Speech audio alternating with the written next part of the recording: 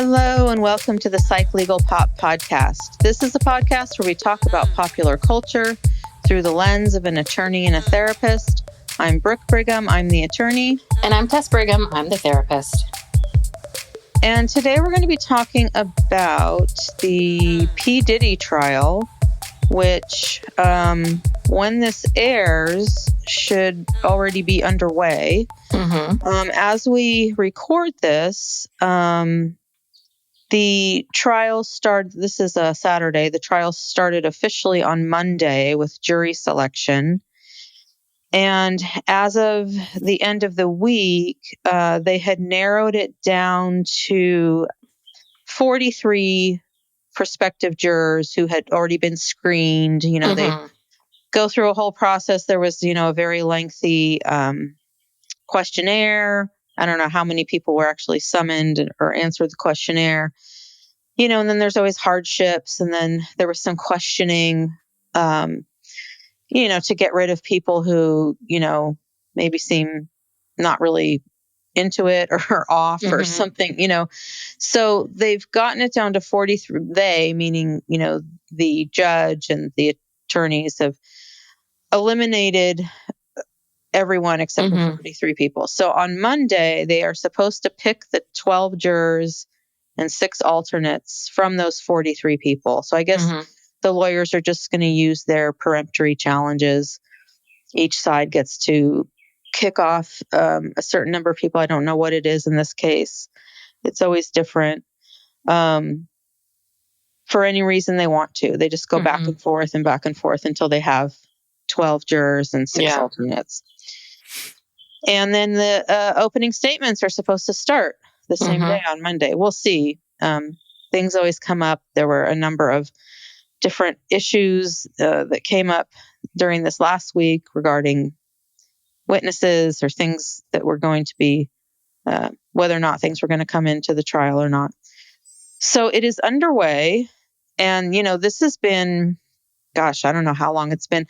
It was a speedy trial. Was it like March of last year, or has it been a year that he's been in custody? No, I feel like he was in custody. I feel like it was, somehow I have September in my head. Okay. That sounds more like it. I mean, so this is speedy. It's pretty speedy. How big this trial is. He did not waive his right to a speedy trial. So, because he could not get bail, as we all remember. And so he is not wanting to sit in that detention center, any longer than he has to. And September 16th. Sorry. That's when he was arrested. Okay. So he, has not had access, to hair dye or hairdresser. He's all gray. Yes. There's no cameras in federal court, so they have the sketch artists. And it's not very flattering to him. No, not flattering actually, at all. This particular sketch artist, I think, is particularly bad. I mean, I'm sure Diddy looks bad, but maybe this sketches make him look like look real bad. But his hair is gray and his beard is gray, and they've put him in a sweater and a pair of glasses, and they're trying to make him, be presented in the best light. So, of course, there has been a ton of news, and the focus has really been on what he's been charged with and all the allegations and the freak offs and the baby oil and the everything. He's being charged 5 different counts made up of 3 different crimes. There's the racketeering conspiracy, sex trafficking, and also transportation across state lines for prostitution. And so there's a series on, it's Harvey Levin, who does TMZ, he owns TMZ, does the TMZ show, and he produces this content.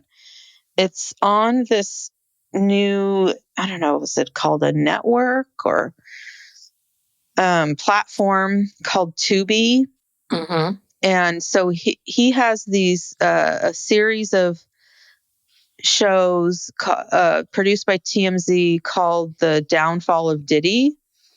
And so there's 4 different shows, but we've wanted to focus on this one. It's called The Downfall of Diddy, His Defense. Mm-hmm. And we haven't heard a lot of people defending Diddy. Except for his children. And so we thought we would just take a look at that because, you know, after seeing this, I got a little worried, you know, because when you hear the allegations against him and how awful they are, and of course there are 4 victims who are going to testify. And the first victim who came forward who started this case was his ex-girlfriend, Cassie Ventura, mm-hmm. who also filed a civil lawsuit against him for sexual assault and battery, sex trafficking, and he settled it in one day. Yes. Infamously. And then these charges were brought, and she was the main witness, the main victim. But then since then, 3 other women have come forward who are going to testify anonymously, and they amended the indictment to add more charges against him. Mm-hmm. And that the video of him assaulting Cassie as she's trying to leave a hotel, that is going to come in. Yes. It's been deemed admissible. And so, you know, when you see all that, you go, oh gosh, you know, yeah, it's awful. And the charges and all the stuff people are saying. But then after watching this and all of the various ways that he's going to defend himself, I got a little worried. What about you? Yeah, I definitely got worried. I mean, it's hard to listen to. I mean, they interviewed a lot of defense attorneys, and I get it. This is a defense attorney's job. Everyone deserves, even Diddy, everybody deserves their day in court. Everyone deserves to have someone represent them, and he has a lot of money, and he's going to, hire the best. So it is hard listening to them talk, but they're not wrong with some of the things that they're pointing out. And they also created, I guess, another part of this is they did sort of a mock trial. It sounds like what they did is they found 12 people of varying backgrounds and ages and ethnicities and all of that, and had them kind of listen to what all the defense attorneys were saying. And it sounds like also what prosecution gave them sort of a taste of what both sides, and then asked them to decide, is he guilty or innocent of these things. And when you're listening to them, I know I'm getting ahead of myself here, but when you're listening to them at the end, you're kind of like, oh yeah, these are good. Yeah. When you really sit down and look at what is the letter of the law, how do you say that this is what was going on? It is very hard, some of these. And it is when you think about something like racketeering and, sex trafficking and some of this stuff, it's a little bit of, oh yeah, okay, what is that? And what does it mean to prove that? And it, spoiler alert, it wasn't unanimous that he was guilty of sin for everything. It wasn't unanimous. Was not unanimous. Well, one of the charges was unanimous. Yes, one was, but the other 2 weren't. Yeah. So there's a lot of elements. So the racketeering charge, which is usually reserved for organized crime, like the mafia and that type of thing. But it doesn't have to be. It's just any group of people working together in a conspiracy to commit a crime. And one person does something over here and one person does something over here. Although, to my knowledge, none of the other co-conspirators are being charged. If you're talking about racketeering in terms of committing crimes to commit these other crimes, to traffic women or anyway, there's a lot of elements to each one, and you can see the mock jury that they did kind of struggle with all of the elements, because in the racketeering conspiracy, one of the elements has to do with profit. Yes. And they debated, well, did he make any money doing this? And that's the thing. You have to prove every single element of all of these crimes to convict. So it's not, this is not a slam dunk by any means. And what they did was, so they produced these TMZ documentary, I don't know what you want to call them. It's not really a documentary, but they did one for the prosecution and one for the defense, and they had the mock jurors watch both of them. And so that was kind of like their quote unquote trial. But yeah, it was, so they I don't, it's hard to know how to talk about this, but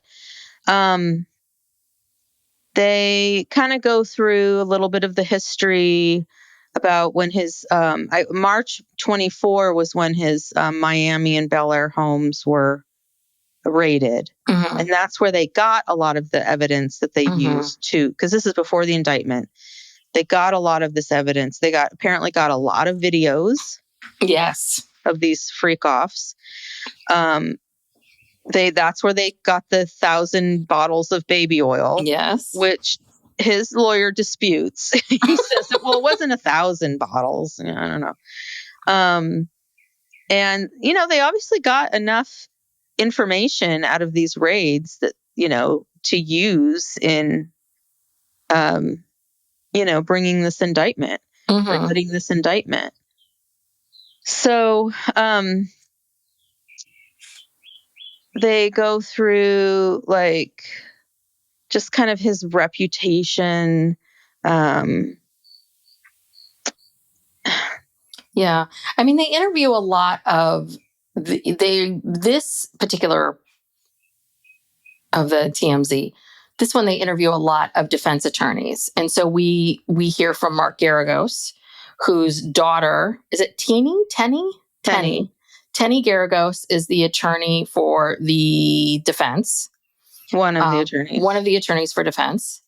And so he very much, I mean, he's putting on his defense attorney hat, but this one, I don't know if Mark Garagos was a good choice because his daughter's right. Like, I really feel like he was siding with her. Like I don't feel like he was being objective the way maybe some of these other attorneys were being a little more objective. It just kind of felt like, his daughter convinced him of this. I don't know. It just, in fact, one of the things I read about the first week of this trial was that Mark Garagos was in the courtroom every day watching all of this. And like a proud dad, I guess, going to watch his daughter, which I would be embarrassed if my dad did that. And also the judge actually admonished him because he has been being so public, going around talking about this. And, because it's, I guess, I don't know if it's because it's his daughter. He just likes the attention because people are calling upon him because his daughter is involved in this. But the judge kind of admonished him that, hey, you're an officer of the court and you need to kind of cool it with your behavior. Yeah. I mean, I feel like he should have said, listen, my daughter is one of the attorneys. I'm not going to comment. He shouldn't be commenting because he obviously has some inside baseball knowledge that the rest of us don't have. And that's not fair. And that's not like an impartial expert on the other side. But one of the things that he points out is, which is true, that what's different about this case versus R. Kelly and Epstein was there are no minors involved. Now, there could have been. We have heard stories of minors, civil cases. Yeah, of children as young as 9, but nobody that's part of this particular case is a minor, which makes consent, this idea of consent, much trickier, much trickier. And so, and a lot of these, they also interview Joe Tecopina, who was ASAP Rocky's. He's so proud of himself. I just came off a win with ASAP Rocky. If you heard about me, I'm like, oh, okay, buddy. And then we also hear from Jose Baez, who's Casey Anthony and Aaron Hernandez, and got both of them off. This guy, if anything happens to you in the state of Florida, find Jose. Yeah, he's your guy. We also hear from Ebony K. Williams, who gave us a list of all the things she did, and all I wrote down was New York housewife. Well, because I don't know her from anything else. She's kind of responsible for ending the Real Housewives of New York. She was on the very last season, and it was the worst season because all she did the whole time was This was right after, this is during the pandemic. It's after George Floyd. And she was just constantly lecturing Ramona about Black Lives Matter. And it's like, this isn't really the forum for this. I understand what you're trying to do. Yeah, and then after that, they disbanded the entire cast and started over again. Did you hear this just came out? And now they canceled the second one. Really? The second New York one, which I think makes complete sense because I don't think you watched it. It was going. I watched some of it. It was terrible. It was terrible, and there were too many people on the show that had gone too far. It was just you were going to have to get rid of half the people anyway just to move forward. So anywho, yeah. But I think trying to convince Ramona Singer, like I believe I see what you're trying to do and the importance of it, but this is not the platform for it. Do you know what I mean? It's like, yeah. Well, one thing I didn't like about this movie, I keep calling it, I guess I'll call it a documentary. That seems to be generous, calling it a documentary. It's just like Harvey Levin sitting on, basically didn't even meet with these people in person. No. It was all over video. He didn't even bother seeing anybody in person and just interviewing people from a Zoom meeting. Yeah. This is what this documentary was. This is what it was. It was he's in a room sitting in a chair and he's staring at a big screen, and then the person he's interviewing is on the screen. So it's just this whole gaggle of defense attorneys, one after the next, including one of Diddy's lawyer, the other lawyer besides Garagos's daughter, this guy Mark Agnifilo. And I felt like it was a parade of misogyny. Yeah, it wasn't good. It was not good. Of all of these men talking about, well, what is consent? Just undermining everything that we have been fighting for. I mean, literally, they're talking about, well, why did they go? Well, why did they stay? Nobody was forcing them to be there.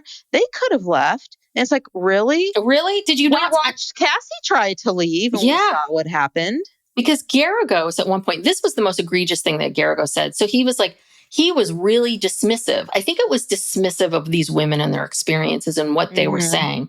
And he was like, well, is having a woman, flying a woman to Vegas for the weekend, is that sex trafficking? I mean, hey, I used to see women flying to Vegas all the time and blah, blah, blah. And then he gets into this whole thing of, he talks about, he and Cassie had what he's saying is a spiritual and emotional relationship. And the thing is that he gets in and you're just looking at him like, did you and I not see the same video that they've replayed already for us here? We saw it 2 or 3 times in this documentary. At least. So I'm sorry. How in God's name can you argue that someone was free to leave if you see that? That was her trying to leave. That was her trying to leave towards the end of the relationship too. Yeah, it was, I think, okay, so Garagos said, if you wine and dine someone for sex, that's not sex trafficking. People were dying to go to Diddy's parties. And then he kind of mocks this whole Me Too movement. They can decide to just leave. These are just things he just said. And then Mark Agnifilo, he was equally incredulous. He's like, there's no, you can't have sex trafficking in a 10-year adult relationship. And then there's Garagos talking about the spirited and emotional long-term relationship. Yes. It's impossible that there was any sort of on-off relationship, meaning like she did go at some point. She kept trying to go. Leave. Again, how many of these stories we just did for our Patreon, The Burning Bed, a classic self-abuse story. That woman left many times. She tried to leave many, many times. But guess what, Garagos? He would tell them, I will come and kill you. I will find you. And that's why they stayed. These guys were just, and the other part of what they were saying, now I'm going now. So the other part of what they're saying is they're taking this attitude of, well, and did they go to these parties wanting to be famous and using drugs? And, this idea of, and then they took drugs because they went to the parties and they took drugs. I'm sorry, but we learned that there was drugs mixed in with the baby oil. So nobody, that is did he, I doubt he gave people baby oil and said, yeah, this is going to drug you and make you unable to consent to anything that you're doing. Do you consent now? Like, no, that's not how it worked. People, that's the other thing. Someone might give you a drink, or even maybe you're doing drugs. Like, who cares? But that's the problem. The problem is that, yes, they voluntarily went there and maybe they voluntarily took the drugs, but they did not ask to be part of this freak off into the extent of what it was. Let's back up. Maybe they consented to get on an airplane and go somewhere to meet Diddy, but what did they think they were getting on an airplane to go do? Yes. Someone told them, hey, Diddy wants you to come, fly to wherever. He's having a big party, and he wants you to come. And they're like, okay.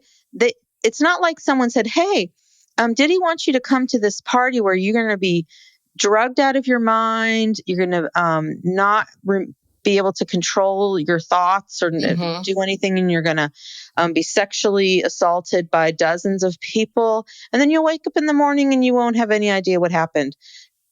Would you you still want to go? I mean, that's just not what they were told. And also the drugs that they were giving them, we're not just talking about alcohol and maybe like some cocaine or something. We're talking about ketamine, GHB, ecstasy. And again, it may have even been like mixed in with the baby oil. So consent to do what? Yeah. They did not give consent to be abused and assaulted and drugged. I'll tell you that. They were tricked. Yes. Because they were told that, that they were, going to go in a private jet or whatever off to some fabulous place and go to this great party. And, maybe they might be able to be in Diddy's next video or this or that. I mean, they were lied to. They were tricked. This is, it's a premeditated crime. Yeah. Well, the other thing too is they were talking, Harvey Levin asks, well, as a defense attorney, like, how do you explain away the video? And was this Diddy's attorney, Agnifilo? He basically says, hey, how do you explain away the video? Okay, well, think about the worst day of your life. Is what you do on the worst day of your life who you are as a person? No, of course not. And I'm thinking to myself, that is the dumbest argument I've ever seen. The worst day of your life is you and your partner have you yell at each other in the hallway, or you're like, I hate you, fuck you, like stomping away. The worst day of your life is not kicking with your leg your partner in the face, dragging her. So I'm sorry, is your worst day of your life grabbing her by the hair and dragging her down the hallway? That's just so insulting. Worst day of your life. Like, that's crazy. Yeah, no, the things that these men were saying were so disgusting. I mean, And Nifilo also said, sorry. Oh, I was just going to say, like, their whole defense in a nutshell is that, Diddy is a sex freak, but he's not a criminal. He likes to have sex. He likes to videotape it. I guess he likes to have these parties. But everyone who was there, they're completely consensually wanted to be there, was excited to be there, knew what they were doing, consented. And interestingly, the mock jury brings this up, but of course, none of these defense attorneys bring it up. You can revoke consent at any time. Yeah. So maybe you thought you were going somewhere to do something and you consented to that. And like I just said, you get there and you realize that this is something very different. Yeah. And so I don't want to be here anymore. But who's going to take you home? Because someone flew you there in a plane. Well, and is trapping you there, has taken your things away from you, and you don't have any way of getting that. And listen, maybe some of these women consented to like have sex with Diddy. Let's just say that's what it is. But did they then consent to sleep with all these other guys? Did they consent to be drugged? Right? There's so many layers to this. And then this Agnifilo guy, he then makes this point about Cassie. They're already starting to disparage Cassie, and they're going to make her look terrible. And, she's very pregnant right now, Cassie. Is she? She's pregnant, which is great. I'm happy for her, but she's very pregnant, like 7-8 months pregnant. Oh, So that's going to be, I mean, I really like, this is very stressful for you and the baby. Like, ugh. So I'm nervous about that. But I'm also wondering, like, how is it going to look when you're, this pregnant, very pregnant woman? Because basically, Agnifilo is saying 5 years after they break up, she sues him for money. And who does she call? Who do you go to? Do you go to the authorities? No, you go and you sue him civilly. This question being like, if he was such a danger, why not get him locked up? And it's a little bit like, she didn't think she had any of that. She did. Yeah. They opened up that extent. She finally had a civil opening to do something, right? Because that law changed. It was almost a year. So she knew she had this opening, and my guess is the prosecution has to bring someone from. They've got to have some experts talking about this, about like the 5 year, why it took 5 years, because Cassie was just so happy to get away from him, I'm sure, and running for her life. And she probably didn't want anything from him. And then she had this opening and she sued him. And then all of this other stuff came about. That's how it came about. Yeah. And you know what? If he hadn't settled with her in one day, which if that's not an admission of guilt, I don't know what is, then maybe the feds wouldn't have looked into it. But I think that raised a real red flag. And I'm sure there had been things going around for a long time. And, maybe they had other priorities or things they were dealing with. But when that came up, they probably interviewed her and, to find out, well, okay, maybe we can do something with this. And then she was at a point too where she, felt she could talk about it. I mean, and that's why the statute of limitations on a lot of these crimes is very long. Yes, that's why we got these laws changed, because we now understand them. Yes. And understand what victims go through. Yeah, it's like, in California, it might be longer now, but I know the statute of limitations on rape used to be like 8 years. It might even be longer now. But yeah, because it does. It takes longer for people to be able to feel comfortable to talk to anyone, even law enforcement. They don't really trust anybody. But you also have to think about, everyone's acting like, well, Diddy is a music producer and this isn't organized crime. And I'm like, but he operated this business like organized crime. He operated it like it. I don't understand why. Keeping people quiet. And yes. Yeah, that's another thing. Like, several of these defense attorneys talked about how, they feel like part of the consent was that these women accepted money, they accepted career opportunities, they accepted housing. Well, that's just another way to trap them. Yeah. Because then if you don't consent, what, you're going to find yourself kicked out of your house the next day? You're going to find yourself with no money, out on the street. Like, that's even worse. That traps you even more. Well, yeah. And is he dangling? Tomorrow, I'll call that agent tomorrow. Yeah. I'll get you that meeting tomorrow. Just come to the freak off tonight, and tomorrow I'll do it. And then tomorrow.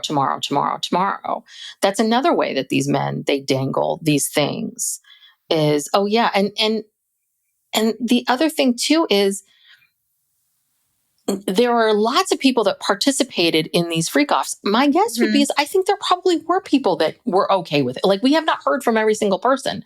What we're really talking about is, not everybody wanted to be there. And that was the issue. And that people felt trapped and they couldn't go. He's also accused of, part of the sex trafficking is like, and here's where the conspiracy comes in. He's not organizing this himself. Okay. He has dozens of people out there who are organizing, getting all of these people to one place and setting up this place where they can have this party.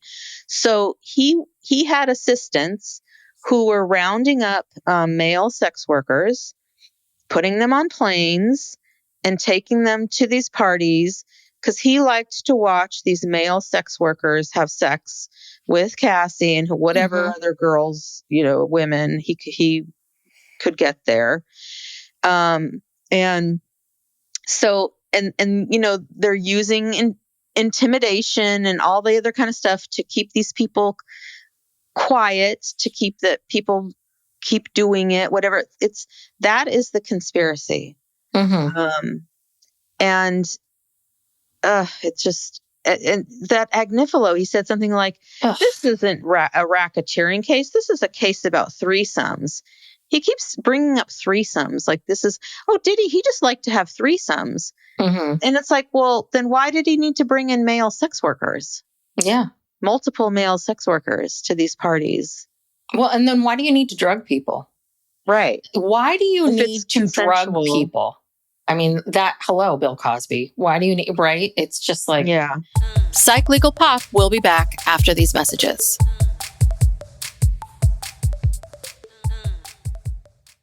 Well, one thing, I do believe that this is one thing that has not been talked about enough, that was brought up in this, that I agree with, which is that what's happened is the media has reduced Diddy as a monster. And it's sort of like this idea of, here's a black man who's self-made. He's a millionaire, billionaire, created all these businesses, very successful, that he pays all of his taxes. This is Agnifilo's like, pays his taxes, follows the law. I'm like, okay. And he's saying that, he's saying now we are attacking, the world could not take him down any other way. So now we're attacking him in the bedroom, and that this is a takedown of a very successful black man. And I do think, because we see this in the deliberations of the jury, that this race does place a huge issue. And there was one kind of older black man on the jury who really, and rightly so, he was just a little bit like another black man in prison. Like, am I really going to do this? Am I really going to participate in sending another black man to prison? And one thing that they did point out was that, Elliot Spitzer, apparently same charges, same thing. He I guess was prostitution over state lines. I don't know what exactly he did. But he wasn't prosecuted. It was the same charges, but he's a white man. So why wasn't he prosecuted? Well, no, he was not charged with racketeering. He hired sex workers to come from New Jersey to New York, and so somehow he's the same as Diddy. I don't know. I'm just making the argument. No, I know I know they brought that up, but that's, what? That's a bullshit argument, Agnifilo. It's bullshit. And this successful black man thing, we don't like we can't get him any other way, so we're going to get him because he likes to do threesomes. I mean, these are the most asinine arguments, and I'm sorry about that juror. That's not another black man in prison. This is not another black man in prison. He happens to be black, but he's going to prison because he used his money and his fame and whatever. It had nothing to do with him being black. He used these other things in order to exploit other people and for his own self-gratification. Yeah. So don't feel bad about that, Mr. Juror. Yes. Well, and so then we get into jury selection, which I always found fascinating. We see Dr. Phil, who I think has gotten some eye work done. That's just my allegedly. I think he got some stuff around the eyes. And he talks about this, and I thought both he and they also interviewed Joellen Demetrius, who is one of the trial jury experts for OJ. Very successful. Very successfully. So what I think, I can't remember which they were talking about, is that you need to find, for the defense, you need to find jurors that are truly open-minded. So people obviously that haven't made up their mind, but also people that have the ability to change their minds. So someone, I guess Dr. Phil's asking these questions like, has there ever been a time where you believed something to be true and then, you got new evidence, and did you then believe it, and that kind of thing. Also, what else did they mention? Well, he said people who, this is from Joellen Demetrius. She said, you want jurors who are sympathetic to his lifestyle and career. Yes. And also African American jurors, a la OJ, because Black men, they find these men highly aspirational. Yeah. And they're willing to overlook things. And she said when it comes to female jurors, you want to know if they've ever if they've ever compromised values to get ahead. Yeah. That was kind of interesting. Yeah. But Dr. also, Phil said, but she also mentioned that how female jurors in general, because I would think that wouldn't you want more Black male jurors? But what she was saying is, but female jurors women tend to judge other women more critically. So that it's maybe better to have, I was thinking the other way around. Wouldn't you want more men than women? But what she was saying is, no, because women are harsh. And so you need women who are going to be able to say, well, why didn't you leave? Why didn't you go? Right? Like I was in a bad relationship and I left. Right. The women's behavior. Yeah. And then, but Dr. Phil was talking about how you don't want jurors who have daughters of that age, who could see their daughters. This is very complicated to find, because there is so many different factors, and this is something that came up in the real jury selection, where people were asked a lot about this from the reporting that I read. Like Joelle and Demetria said, you don't want anyone who's been sexually assaulted or abused. Oh no. But yet you also want people who are open to talking about lurid details. Like that's not going to freak them out. But I think with this current jury selection, it sounds to me like, I don't know, who doesn't know someone who or has been the victim themselves. That's pretty hard. I mean, you're not going to find a jury that has no experience with anything like that. But I guess it's just people who can have the ability to put it aside and think critically about it. Or not. Well, this is what Dr. Phil said that I thought was interesting, is he talks about, you want to think about the collective personality of the group. He's like, you do not want a group of people that all get along. You don't want them all kumbaya. You want them to be divided and not get along. And I think as a defense, that's what you want, because mistrial. And, obviously it doesn't mean that he can't be retried, but it's just each mistrial means that, just like what we're seeing with Karen Reed, there's a little bit of like harder and harder, even though people now know, what the prosecution has and what their story is going to be, but it's the same for both sides. So anyway. Yeah. Oh, and this was another thing that they talked about, another defense, which is sort of this prosecuting the FBI, that they're overreaching. Now are they coming into our bedrooms? So I would think someone who maybe is a little bit of a anti-government overreaching, right, kind of person might be good for the defense as well. But you're absolutely right. When you have, 43? I don't know if they know what order people are going to be called in, if they know who number 1 is and who number 43 is. But I'm sure what they're doing right now is just trying to figure out, like, what's of these 43 people, what's the best combination to have, that will create. I mean, defense just needs to find some division in there. Prosecution needs to figure out who's going to be the alpha. Yeah. And also the, like what's going on in our country right now, this, distrust of institutions, and look at, like what Trump is talking about, and Biden did too. When Hunter Biden was convicted, he said that this is just they're going after his son. It's a political thing. And then Trump says the same thing, that it's political. So, this abuse of authority, overreaching, it's sort of ingrained right now in our country, no matter what side you're on. Like everybody accuses everybody. So there's a lot of skepticism of these justice related institutions. Yes. So, I mean, it always comes down to jury selection. That's where you win or lose a case. And So they have this mock jury, and they've watched these 2 documentaries each side, and it was interesting because I couldn't tell if these were actors or these were real people, because a lot of them seemed too articulate or something to be. Oh, you think? Real people. My first inclination was these are actors. It just seemed a little too smooth, but I do think that they picked up on a lot of jury dynamics.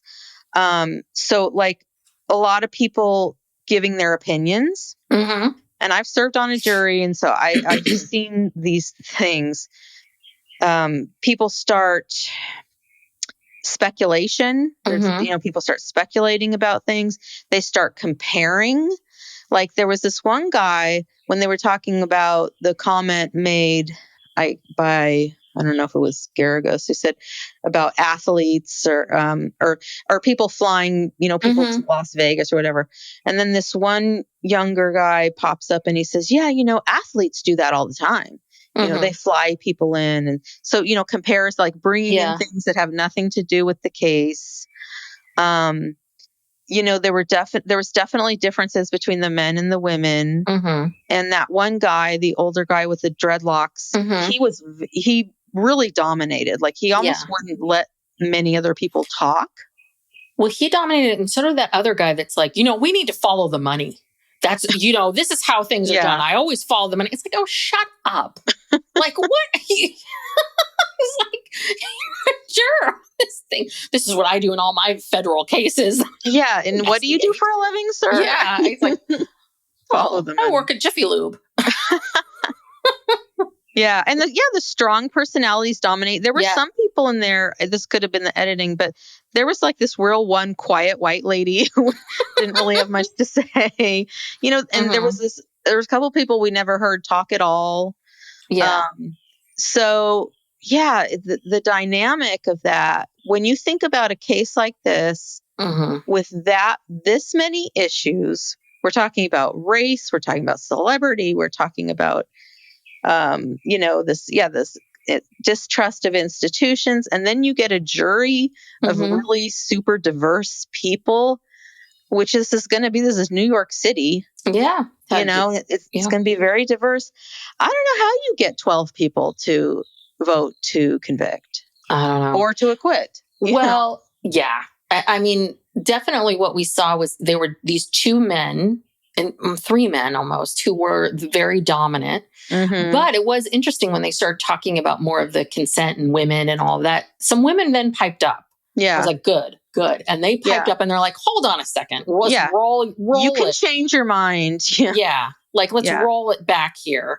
And they pointed that out. And I think that was really good. But again, we saw, and it was a woman who said, I don't see how, Cassie, how is that?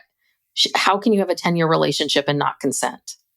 And again, we're back to that same issue that we have. It's abuse. It's abuse. He abused her. We saw him abuse her on camera. How many times did he actually abuse her? Oh, and one thing that came up in the pretrial stuff that was happening this week was that the defense is trying to get in evidence they want to be able to present evidence that Cassie was violent. Yes, I saw something about that. Like it's going to be like mutual destruction. Right. This is one of the oldest tropes that these men use. We've seen it in we saw it in the OJ case. Yep. We see it in all these cases where these men are accused of battering a woman.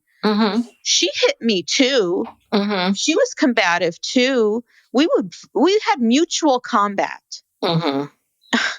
This mutual combat comes up over and over and over again. Well, just keep playing the tape from the hallway. I didn't see Cassie at all. All I saw Cassie do was try to like. She was defending. She was like trying to keep from getting hit in the head and the face. We did not see her throw an arm up. We did not see. No. So if this is mutual destruction, okay, we're not. I've yet to see it. That just pissed me off when I heard that. It's it is. And this is the other thing too, is we are different people now. And see, this is the other thing. Like, again, I mean, I don't know. I don't know how exactly other women think about these things, but are you really going to say all this stuff to a group of women and they're all going to be like, oh yeah, that's right. I mean, we just know so much more now. We understand so much more now. And we are far more understanding of how people get stuck in these abusive relationships. So after all this, you're going to talk down to us and talk to us like we're idiots? Oh. Yeah, I mean, what year is this that we're defending this man? I mean, but again, there's a high likelihood that this is going to be a hung jury. But so anyway, they did their own little vote for whatever it's worth. So on the racketeering conspiracy, it was 6 guilty, 6 not guilty. On the sex trafficking, it was 10 guilty, 2 not guilty. And then on the transportation for prostitution, it was 12 guilty. And I think that was based mostly on the stories and the videos of the women and the Cassie video. So you believe, but see, this makes no sense. Yeah. You believe these women were trafficked for sex, yet you don't. You can't be unanimous on the sex trafficking. Yeah, I think that the word trafficking is really confusing people. Yeah. I think that I really wonder if trafficking, because I think people keep thinking about bringing women, like thinking about it in terms of minors through state lines, and then like massive numbers of people. Yeah, and then locking them in some brothel somewhere, and that kind of thing, versus thinking about women that came to audition for him and Cassie. You know what I mean? It's like, well, is he really trafficking them? Is he really did they come voluntarily? Yeah, and it's like, well, yeah, they came. But that's the whole thing. Is that these athletes that are flying women out? Yeah, no one's investigating that because everything's consensual. Because the guy's like, hey, come to my after party afterwards. We're going to do it. And then let's go. Like that's, they know what, and that's exactly what happens. Right. And so when everything happens that both people have consented to, it's very different. I was very, I was surprised. Confusing. It was, this is a very confusing outcome. Yeah. Well, the racketeering really confused them because where was he making money? Where was he profiting from this? And I think that that's part of the problem is, like, obviously the people around him were profiting from him having these parties because he was paying people to do that. But I think they keep coming back to how was he personally Diddy profiting from these parties. But does profit have to be monetary? I don't know.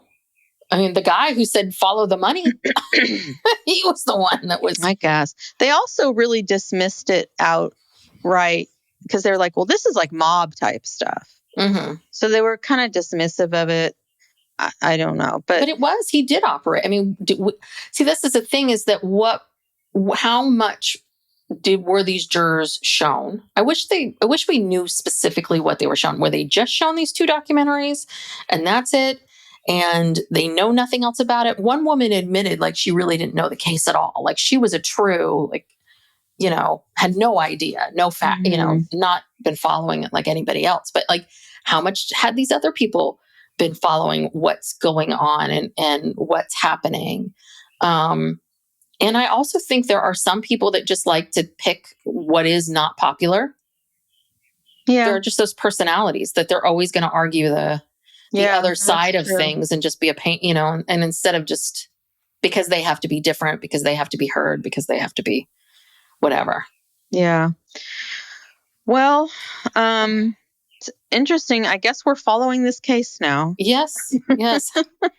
We shall see what happens. So there will be no cameras. This will not be televised. No.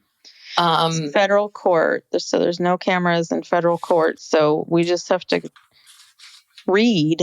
We have to read the news. We have to read it. We have to read the daily coverage. Can't possibly read. I'm just going to listen to a bunch of podcasts.